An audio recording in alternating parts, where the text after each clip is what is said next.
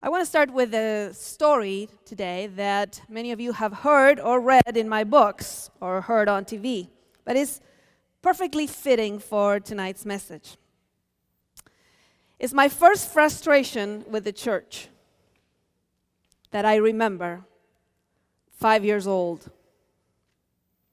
My dad was a conference president, and there was this woman who owned a hotel.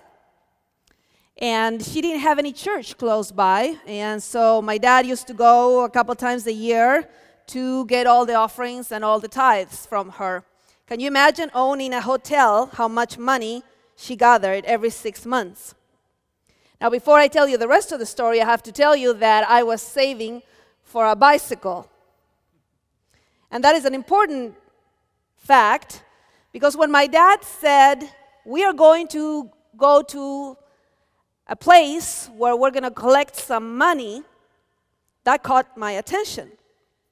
But of course, he was talking about tithes and offerings. But I didn't know that because I was 5 years old. So the three of us, my dad, my mom, and myself, we made it to this woman's house, and she brought a bag of money. I mean, a bag of money, like this tall. We were in a round table, and my eyes barely could see above the table. And I used to be a girl that talked a lot, as you can imagine. But that day, I was silent because I saw this woman start to distribute money in this hills, mountains of money. So she said, this is for Sabbath school, and she put all these bills. And then she said, this is for evangelism, which I'm sure we would all love the offering today to be as much as that woman gave that day for evangelism. And then she said, this is for this and this is for that. And I could not breathe because I was sure a pile was for me. I mean, why would anybody bring me to a place where there's a lot of money and I'm saving for a bicycle, 10 cents, 20 cents? Why would they bring me unless there's going to be some money for me? So the money ran out, and I got desperate. And I stood up and yelled, top of my lungs. I mean, imagine my dad and my mom sitting there, my dad the president, my mom, And I said, and for my bicycle! And my parents, shh. This is the money of the church. And I said, that's fine, but is there any for me? And they kept going, shh. And it was the first time in my life that I felt invisible. It was the first time in my life that I felt, how come there's money for everybody except for me? And I'm going to have a talk with this woman when I get to heaven, because she didn't give me $1, 1 peso in Argentina, which she could have. But it was my first question, how come there is for everybody else? Is there some for me, for my bicycle?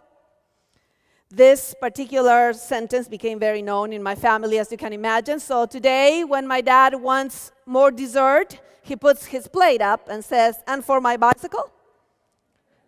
And that means he wants a little more for him. And a few years ago, when I was short in my PhD, $1,000 to be able to finish my year, my parents, who had retired and had not much money, and I want to greet them because they're probably watching, they gave me a big surprise for my birthday. They had no money. They went to a 99-cent store and bought things for my hair, etc. And then at the bottom, there was a little box. And I still get teary-eyed when I remember opening this little box at the bottom of the bag. And there were 10 $100 bills that they had saved in their retirement to help me for my PhD tuition, and a little note that said, for your bicycle. But that was the first time I wondered if there was enough for me. It wasn't the last time. As I watched a lot of people in my generation leave the church, I wonder, is there enough for other people's bicycles? Is there enough for your kid who has green hair? Is there enough for your grandchild who has an earring in their belly button? Is there enough? Or do we just decide how small the net should be? And we put boundaries to God. And so many times I ask God, is there room for me in this church? Is there enough for my bicycle? Is there enough for his bicycle? Is there enough for that person or that person? I love the topic you have chosen for this camp meeting. No fishing. With a K and a W. No fishing. But a lot of churches seem to still have a no fishing sign in front.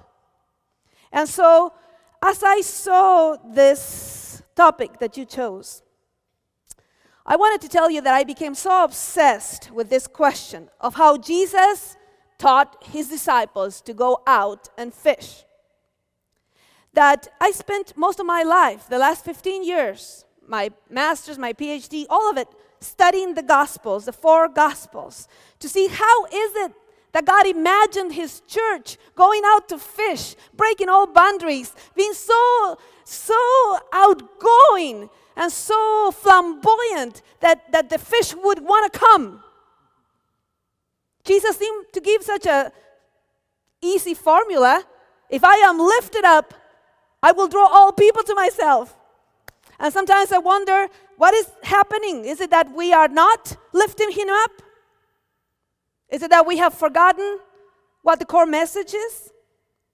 I wish we had 4 nights together so that we could look at each one of the 4 Gospels and how Jesus challenges the disciples on each one of the Gospels in a different way, because each Gospel had a different audience.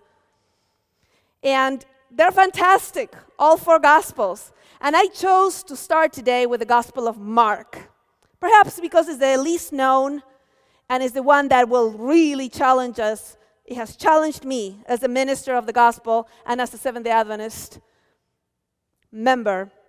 I was born in the church. My dad was a conference president, then a union president, then he was the director for the white estate for the General Conference. But I have never been challenged in my beliefs as much as I have with the Gospel of Mark, telling me to go to other places that I'm not comfortable with, and yet Jesus says, go. I was so encouraged to see so many of you bring your Bibles today, and we're really going to need them because we're going to study every time together very deeply the scriptures, and today we're going to study the Gospel of Mark. So please bring out your Bibles, and if you have an iPhone or an iPad or anything else that has a Bible in it, that's fine. And I'm hoping that you brought something to write on and something to write with, because we are going to go into detail in this gospel that will challenge us, and that Jesus will have to break through the disciples' minds. And this is why I chose this gospel today, because the Gospel of Mark shows the disciples being so dense. And I didn't get it for a long time until I started studying the Gospels. And how would Mark, most scholars agree that Mark is the first gospel that was written. It's the shortest one, and most scholars believe that is the version of Peter's version of the gospel. Because if you remember in the book of Acts, Peter traveled with John Mark.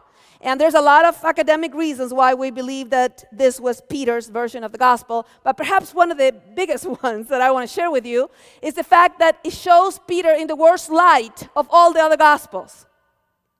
So Peter keeps telling Mark things, and Mark writes them all down. And it's like Peter says, you're not going to believe what I said. And Mark writes it down. And you're not going to believe what I did. And so this gospel shows Peter in the worst light of all the gospels. But not just Peter, all the disciples not getting it, that the scope of the gospel, that the fishing ground was much greater than they thought. So today I have entitled this message, Fishing with Bread Through the Eyes of Mark. Let's open our Bibles to chapter 1, verse 1 of the Gospel of Mark.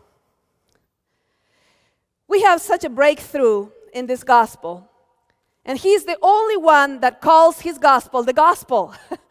We call all four gospels the gospel, but Mark is the only one who actually entitles his book the gospel in the first verse of Mark chapter 1, verse 1. It says, this is a beginning of the gospel of Jesus Christ, the Son of God. Some of you have a translation that says, this is the beginning of the good news. The Greek is euangelion, in Spanish, evangelio. That's where we get the word evangelist. And in English, it used to be God's spell for good news. And it got contracted in English, in the Old English. That's how we ended up with gospel, which means good news, God's spell. So whether it says good news or gospel, the word in Greek is the gospel, euangelion, the good news. And he's the only one to call his book, this is the beginning of the gospel. Let me break it through to you how much, how great, how flamboyant is the scope of the gospel. And how many fish there are out there. And that the problem usually is not with the fish, but with the fishermen. You know, we will be challenged, to say the least, with this narrative today. I want to give you a little bit of the background of Mark, and I'm going to put it on the screen so that you can draw it, all of you that are taking notes. The Gospel of Mark actually can be divided exactly in two, as if it was a pyramid. The first half of the Gospel, all the way to chapter 8, verse 31, will show Jesus in his power. Will show the Jesus that is able to do things that nobody else can do. And the question in this first half will be, who is this man? Who is this man? Who is this man? Everybody's asking the same question. Who is this man? And the answer is, he's the Son of God. And he has authority over disease and storms and death. But on chapter 8, verse 31, there is a pivotal change. And the second half of the gospel, which has another 8 chapters all the way to 16, will be, why does he have to suffer? And the answer will be, because he's also the Son of Man. And he came to give his life a ransom for many. So the pivotal verse, chapter 8:31, divides Mark exactly in two. And the second half of Mark will be spent on the last week of Jesus' life. There's 3 passion predictions, we call them. 8:31, 9:31, 10:33, which are the 3 times which Jesus clearly will say that he has come to die and that he will resurrect after 3 days. And the main verse of Mark is chapter 10, verse 45. I have come to give my ransom, my life as a ransom for many. How many is many? Does it include your grandkid with green hair?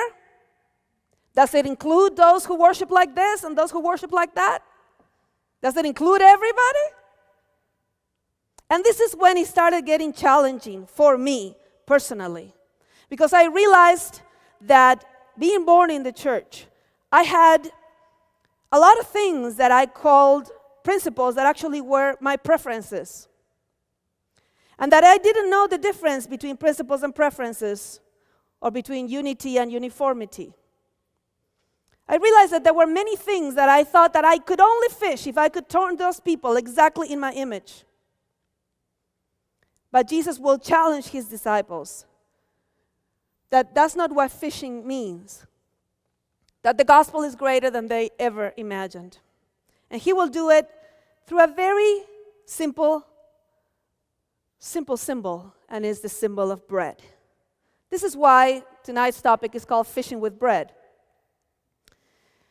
There's 22 occurrences of the word bread in the Gospel of Mark.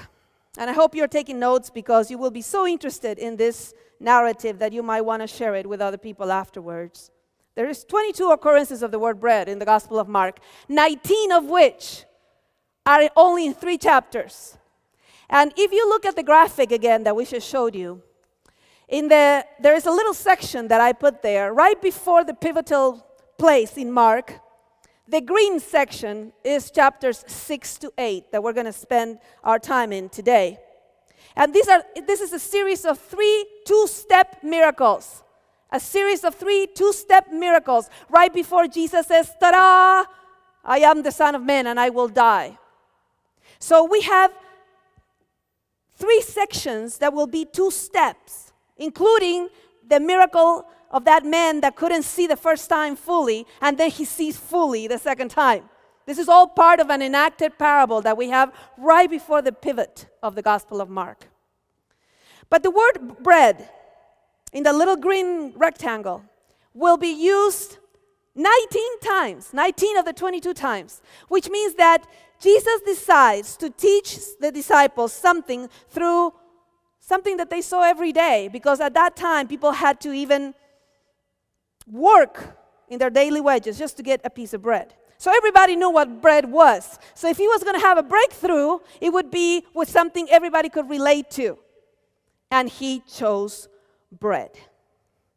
Now, I warn you, this is a challenging narrative, and Mark decided to give it to us to teach us how incredible, how big the scope of the gospel is, so that we may know, K-N-O-W, fishing, instead of putting signs in our churches that say no fishing. So please open your Gospel of Mark to chapter 6, where we start the first of this two-step miracle. And it has to do with bread, and it has to do with feeding. And we're going to find out some fascinating things from the Greek original language, so that's why I asked you to take some notes. In the Gospel of Mark, space is very important. You always know if you are in Jewish space or if you are in foreign space. You always know if you are in the right side or if you're on the wrong side. You know that perfectly, because in the wrong side, there's pigs and demons and all kinds of things. And in the right side, there's Jewish people, there's Pharisees, and there's talk about the law. And Jesus will have to do a breakthrough to tell the disciples, look, you didn't get it yet. The gospel is not just for the Jewish people. And so he will do this narrative that will be highlighted in the Gospel of Mark more than in any other gospel. So let's get started. We are in the right place in chapter 6 in Jewish territory. The sociological and geographical context will be given to you in numbers, as it was always in the first century. So we are going to encounter numbers that were very known to the Jewish people. We're going to encounter 5 because of the Pentateuch and the law of Moses. We're going to encounter 12 because of the tribes. Everything is right in order. Everything as it should be. People come to worship on the Sabbath in this territory. They know the law. As a matter of fact, many of them know the law by heart. This is the place where we start the miracle. Mark chapter 6, verse 34. That's where we're going to start it. Remember that there's 19 occurrences of bread in these 3 chapters. Verse 34, when Jesus went ashore, he saw a large crowd, and he felt compassion for them because they were like sheep without a shepherd. And this by itself is a reference to Israel from the Old Testament. And began to teach them many things. And it was quite late. His disciples came to him and said, this place is desolate and is already late. Send them away so that they may go into the surrounding countryside and villages and buy something to eat. Verse 37, he answered them, you give them something to eat. And they said to him, shall we go and spend 200 denarii on bread? We're going to start with bread here. And give them something to eat? And Jesus said, this is the first question, a very important question that will be repeated many, many times. How many loaves, actually the Greek says loaves of bread, do you have? And they came and said, we have 5. Very important number, we have 5 loaves of bread. Remember that the whole context will be given to you in numbers and words, so that you don't miss we are in Jewish territory. It's like if we were in our Adventist church, we would have 28 loaves of bread because we have 28 doctrines. And you would immediately know that we're talking about the Seventh-day Adventist church. The Jewish people had this number, 5, the Pentateuch. And so let's keep reading. They said 5 and 2 fish. And he commanded them all to sit down by groups on the green grass, and they sat down in groups of hundreds and fifties. These are fascinating little notes that you will not find anywhere else, later on in the second miracle, because they're acting like the people acted with Moses in the desert. They sat exactly like they sat there in the Exodus. They sat in 50s and 100s. And so, as Moses gave them manna in the desertic place when they were sitting in 50s and 100s, we expect this new Moses, this Messiah that has come to also feed them. And he did something very interesting. Verse 41. And please underline it in your Bibles, on your iPhones, or your iPads. He did 4 things, 4 verbs that will be repeated throughout the Gospel of Mark. He took the 5 loaves. He looked towards heaven and he blessed the bread. And he broke the bread and he gave the bread. I'm going to say it again. He took the bread, he blessed the bread, he broke the bread, and he gave the bread.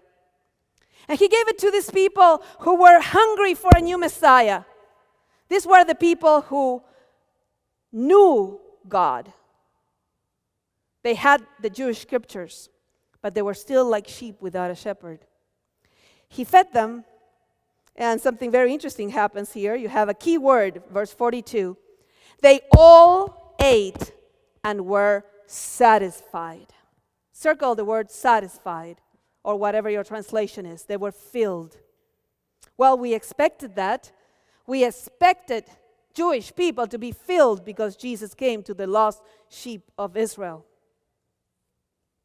They were all satisfied, and they picked up some baskets. As a matter of fact, how many baskets did they pick up? Oh yes, they're all satisfied, and they pick up 12 baskets. So there's enough for all the Jewish people, plus 1 full basket per tribe. The word for basket is a very special word, is the word kophinos, which is the baskets of the Jews, which are different than the other baskets. They look something like this, but they were a little larger, thinner, and that's what they picked up, 12 kophinos. And just in case you missed the numbers, we're going to have it all over again. Verse 43, they picked up 12 full kophinos of the broken pieces and the fish, and they were how many men? 5,000 men, of course, because that's where we are. We're in Jewish territory. We get 5 loaves, we get 12 kophinos, and we get 5,000 men without counting the women or the children. But then Jesus says something very strange. Jesus says that we have to go to the other side. Now, I want you to know what it means to go to the other side in Mark. It means that you're going to go to the other side, in quotation marks. It means that that's the side we don't go to. No wonder they're going to encounter a big storm on the way. Probably the demons are in this sea. That's where they believed in the first century, that evil resided in the waters. No wonder they were scared when they saw Jesus walk on the water. They thought he was a ghost because they're going to the other side. But Jesus is the one that is actually initiating this. So let's summarize the first miracle so that you don't miss it. Now I'm going to summarize it on the screen for you so you can write it down. The first miracle, if we can have the first square on our slide, has very specific numbers, 5 and 12 for law and tribes. 4 verbs. He took the bread, and he blessed the bread, he broke the bread, and he gave the bread. And everyone was satisfied. And we have the word kophinos for the baskets, which are Jewish baskets. So we are all happy. We are all full. All the sheep are fed. And then Jesus comes up with this strange idea that we have to go to the other side. So he says in verse 45, immediately Jesus made his disciples get into the boat. He made them, and the Greek is so forceful. He said, we have to go to the other side. We're going to go fish with bread. Well, how do we do that? We thought you came for us. Yes, I came for you, plus I came for them. Well, who's them and who's us? Well, let's keep reading. Verse 45, immediately Jesus made his disciples get into the boat and go ahead of him to the other side. Circle that, because many times in Mark you will be told if you're on the other side or if you're on this side. Now we're going to the other side, to Bethsaida, which we will not get there until later in chapter 8, because all kinds of things are going to happen in the middle. Well, we get a storm. Of course, the disciples think this is a devilish storm because they're going to the wrong place. And they think Jesus is a ghost when he appears walking on the water.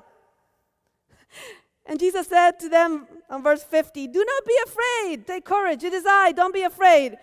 And check this out. There's a little note in Mark. Verse 51. He got into the boat with them, and the wind stopped, and they were utterly astonished. And you know why they were afraid? Verse 52. For they had not gained any insight from the incident of the loaves of bread. What does that have to do with anything? They were afraid because they didn't understand the lesson in the first place. Most of us don't realize that at the end of this storm, we get bread again. And he says they were afraid only because they didn't get it. What is it that they didn't get? Well, let's keep reading. And in the next chapter, you will have this topic that will challenge you and perhaps and hopefully will make you make some phone calls tonight. Maybe to your children, maybe to your grandchildren, maybe to a spouse, or maybe to somebody that we didn't know how to explain that God's love is greater than we ever imagined. So they're going to the other side, and we end up with this topic of bread again. On chapter 7, and we don't have time for that, the Pharisees, because they didn't get to the other side, they were supposed to, the Pharisees say, how come you eat bread with unclean hands? And Jesus says, okay, you want to talk about what is clean and unclean? Let's talk about it. And you can read about it later in chapter 7 because it's a fascinating story. And then we have a breakthrough story, a breakthrough. If you're going to divide Mark, this is the breakthrough story. And it's about a woman, and it's about bread, and it's about being satisfied. Chapter 7, verse 24. Now, I hope you can imagine what this meant to first century church. What it meant to the Adventist church in Southern University. This is a breakthrough. This is the cracking of the shell that encompasses our understanding.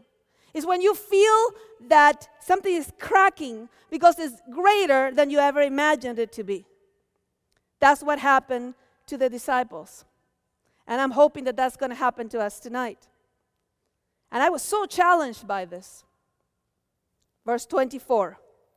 Jesus got up and went away from there to the region of Tyre. And you can almost feel everybody going, oh, Tyre? Tyre is the worst place to be. Tyre is where the evil Jezebel comes from. This is where people come from that lead all of Israel astray. Tyre and Sidon. You never go there. It's really, really bad.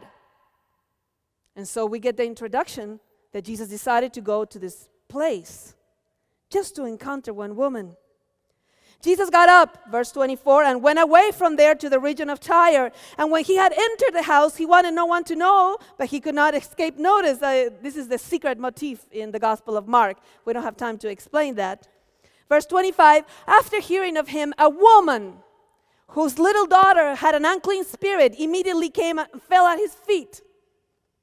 Now, we have what we call a crescendo of demerit. Now, the woman was a Gentile of the Syrophoenician race. I mean, how bad can it get? She's a woman, which is bad already, in the first century church, being at the feet of a rabbi. She is a Greek. And on top of that, she's a Syrophoenician race. I always joke with this. I said, this woman looks like me.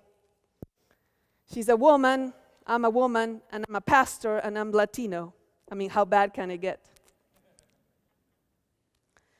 The crescendo of the merit you're given there everybody would have gone, Jesus, you can't touch this woman. She's unclean. First of all, she's a woman. Then she's a Gentile. And on top of that, she's Syrophoenician. And then something amazing happens. A riddle about bread. And instead of finding this woman that we thought knew nothing about anything, we find a very wise woman who understands the riddle that the disciples missed. And this is the riddle. Verse 27, he was saying to her, let the children be, and there is your big word, satisfied first. Let the children be satisfied first. It is not good to take the children's bread and give it to the dogs, is it? So we got this whole narrative of bread, and we have the same words repeating, and we are in the wrong place because we're in the Syrophoenician area. And so Jesus says, because he is raising awareness from the disciples about the scope of the fishing. You see, all the time Jesus was teaching them that the nets were so big and they were going to break, but they had to break their understanding first. And so here we have this woman who is supposed to be on the other side, falling at Jesus' feet and understanding the riddle.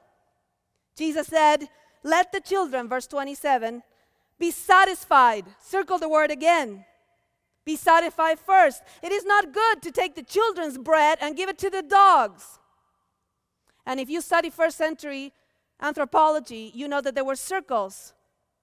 And the Gentiles were far away, the same as the unclean animals were, where the dogs were in the circles. So Jesus says, I can't give you the bread. It's for the children. It's for the Adventist church. And she said, verse 28, she answered and said to him, yes, Lord, they can have their bread. But even the dogs under the table can feed on the children's crumbs. She says, is there enough for my bicycle?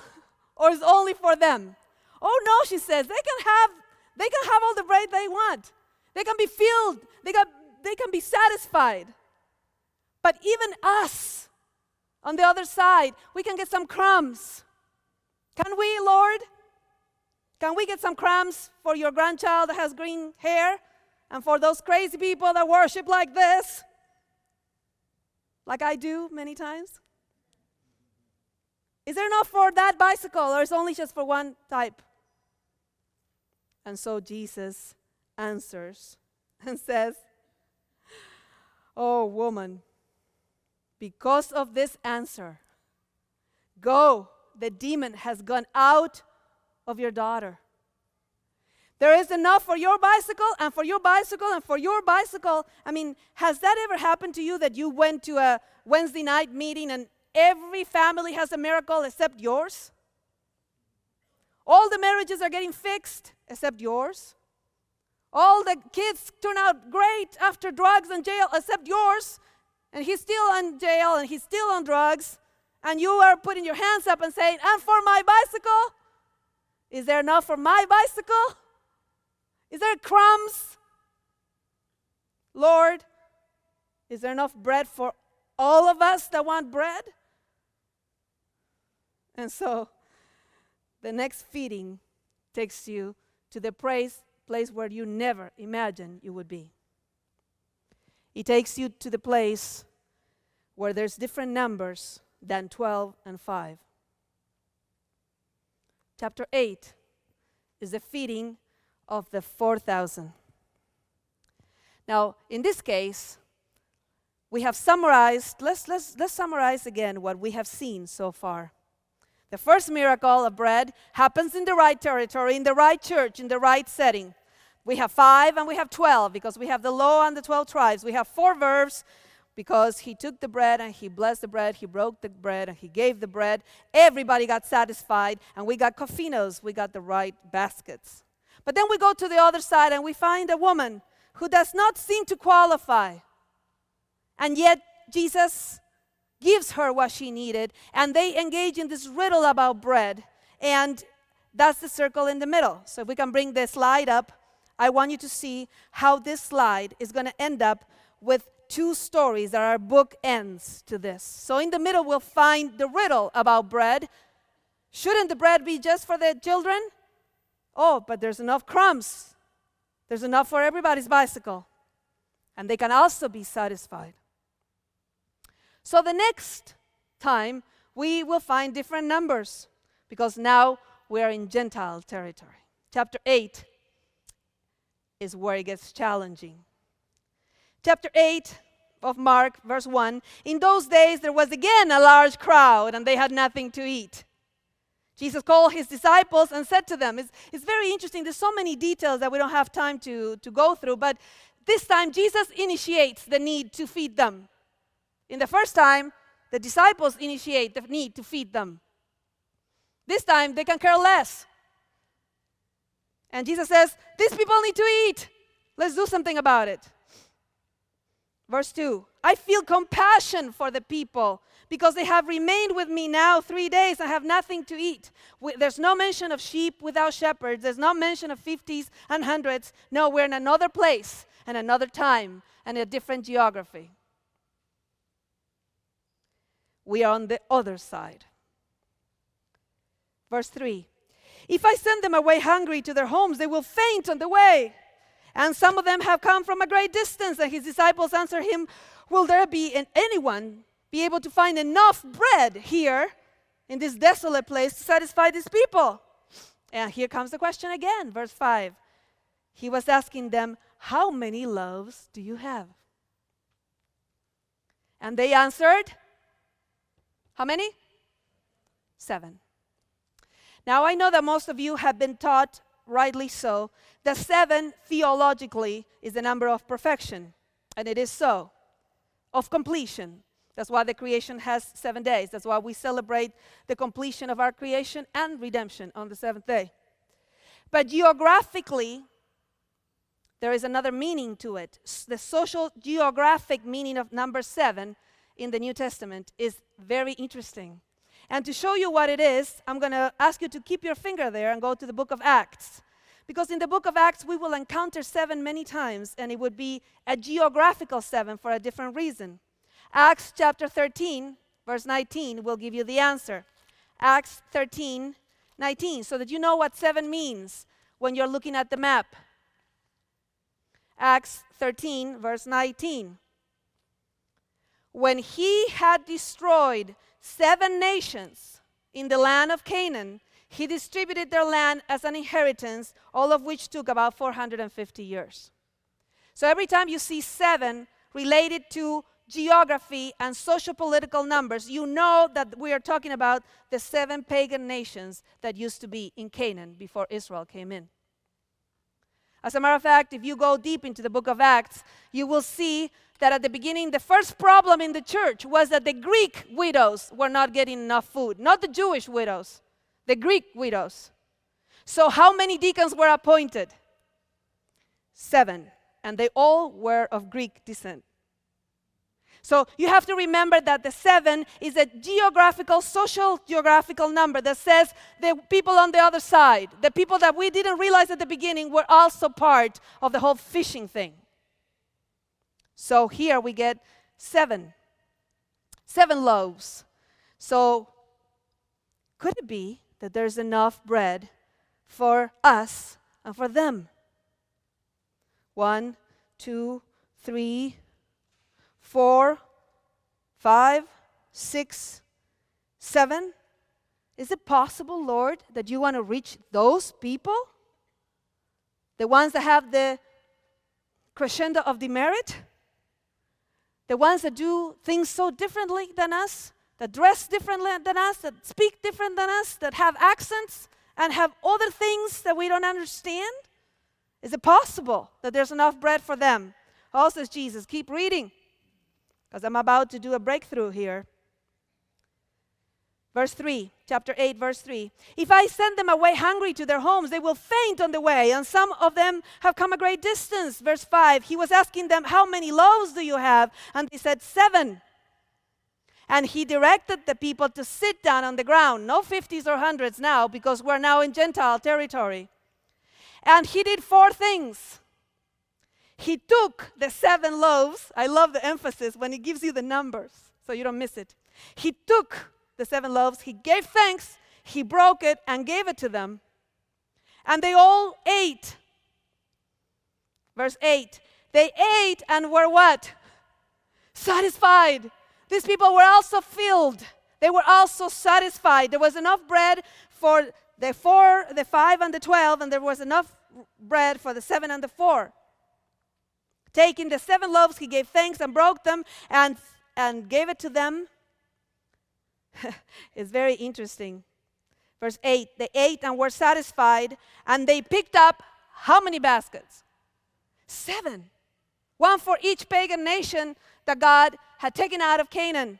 But your Bibles don't say baskets there because we have a different word. So most of your versions say large baskets because the word in Greek is completely different. Now we have Greek baskets, which are called spuris in Greek, not kophinos like the first time. So that's why most of your versions give a different slant on it. Some of them say large baskets or Greek baskets or Hellenistic baskets because the word in Greek is completely different than these baskets. Now we're on the other side. So they picked up 7 spuris, 1 for each pagan nation. And of course, there were 4,000 who were there, which you already know. 4 geographically is always universal, is the 4 cardinal points. We have it all the way to Revelation. So is it possible that there is enough bread for those who look like us? You know, I love the times we're living in because the Adventist church is facing a problem we never had before, which is people, now that we're starting to preach the gospel of Jesus Christ, some people are coming in that have no idea of our heritage, as wonderful as our heritage is. So they start asking questions like in Acts 15. Some people don't know who Ellen White is or don't know what 1888 meant. They don't know what 1844 is. And now we're having to expand our tent. Bigger nets. Lots more hooks. But the first thing that has to break is our head before the nets can break. And so the disciples were not getting it. They could not believe Jesus would feed those people. And so Jesus did something in Mark that we don't have recorded anywhere else in the New Testament. He decides to put the 2 miracles of feeding together so that the disciples say, "Oh, that's what you meant." So, on verse 16 of chapter 8, Jesus will put it together for them and for us. Chapter 8, verse 16. They began to discuss with one another the fact that they had no bread. And Jesus, aware of this, verse 17, said to them, "Why do you discuss the fact that you have no bread? Do you not yet understand or see? Do you have a hardened heart?" Verse 18, "Having eyes, do you not see? And having ears, do you not hear? And do you not remember?" And here we go. Check this out. Verse 19. "When I broke the 5 loaves for the 5,000, how many kophinos were left?" And they said 12. And then he said, "When I broke the 7 for the 4,000, how many spuris," changes the word again, "were left?" And they said 7. And he said, "Do you not yet understand?" So let's review the graphic. We have 2 feeding miracles. We're fishing with bread. The first part we understand. The first part we were hoping for. We want the people that look like us and that dress like us and that think like us to be fed by God. And we are. We are the sheep. The Jewish people we are blessed with bread. 5 and 12, 4 verbs. Satisfied, kophinos, we have the whole thing. But then he comes with this breakthrough. This woman that does not qualify with riddle of bread. And then the next scene is again a feeding, but now in Gentile territory, where we have 7 and 4, pagan nations. The 4 cardinal points, 4 verbs. He took it and thanked and broke it and gave. They all were satisfied. And this time we have spuris. We have the other baskets, the thick, deep baskets of the Greeks. Let's bring the next summary down. Only in Mark we get a summary, Jesus' summary, saying, do you not remember the 5 kophinos and the 7 spuris? Don't you understand that it's not bread for everybody's bicycle? And after this comes the miracle of the man who had to have 2 steps in order to see. Only in Mark we have that little miracle that the first time they see some, because they saw some. They had the Jewish scriptures. They knew Jesus was coming. They knew the Messiah was coming, but they didn't see clearly that he would die for more. This is the only miracle that we have in 2 steps in all of the New Testament. We see like trees walking. Yes, Jesus says, now let me give you a little more sight. Do you see the other side? Oh, now I see clearly. 2-step blind sight miracle. And after that, 2-step revelation of who Jesus was. I'm not just the Son of God, I'm also the Son of Man who will suffer and give my life a ransom for many. Oh, this hug, this embrace. This is how he feels about each one of your kids that is not in church, each one of your brothers and sisters, each one of the people that are out there. He misses them, like a program says. Regaining the passion to go after those who God is missing. But all we know so far is that there is enough bread for everybody, but we don't know what the bread is. We don't understand what the bread is until chapter 14 of Mark. Chapter 14 of Mark is when the mystery, the riddle, is revealed. While they were eating, he did 4 things that he had been doing all along. The Last Supper. While they were eating, he took the bread and blessed the bread and broke the bread and gave the bread. And for the first time, he solved the mystery and said, take it. This is my body that is broken for you.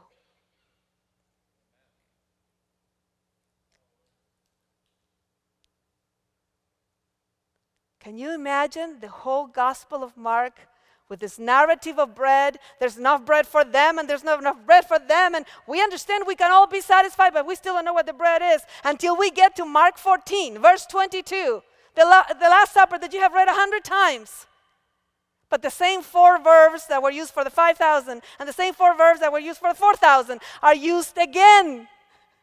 And now Jesus explains what the bread is. He took the bread and blessed the bread and broke the bread and gave the bread and said, take it. It's my body that is broken for you.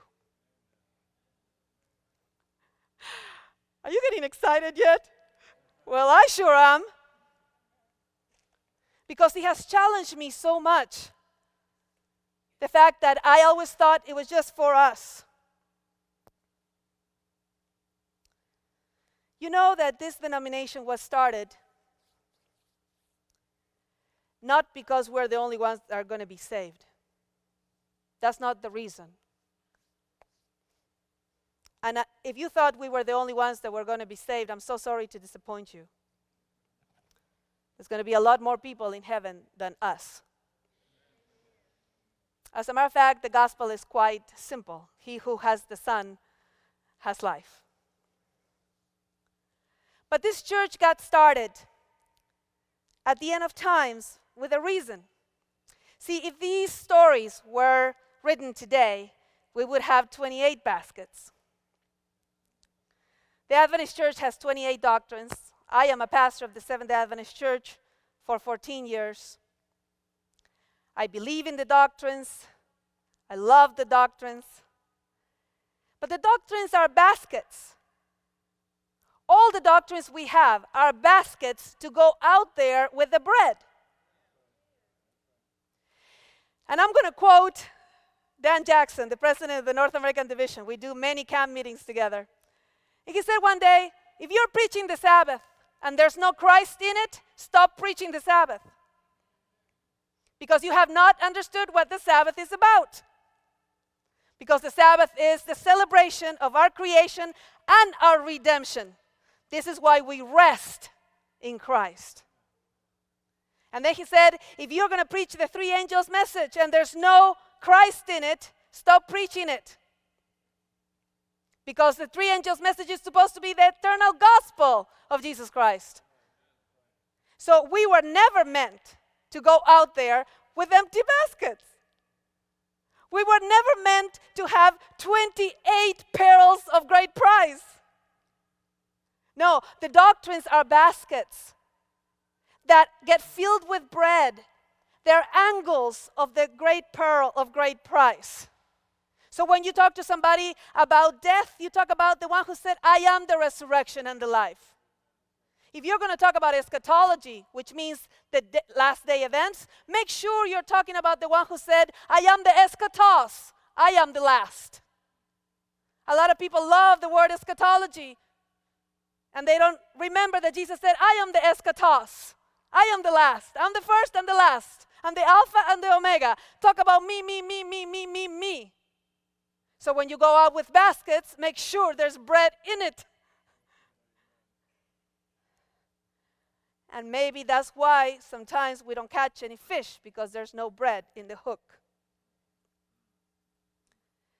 And Jesus had to break through. And it's difficult, because we all want to have things that look like us and feel like us. But the truth is there's enough for everybody.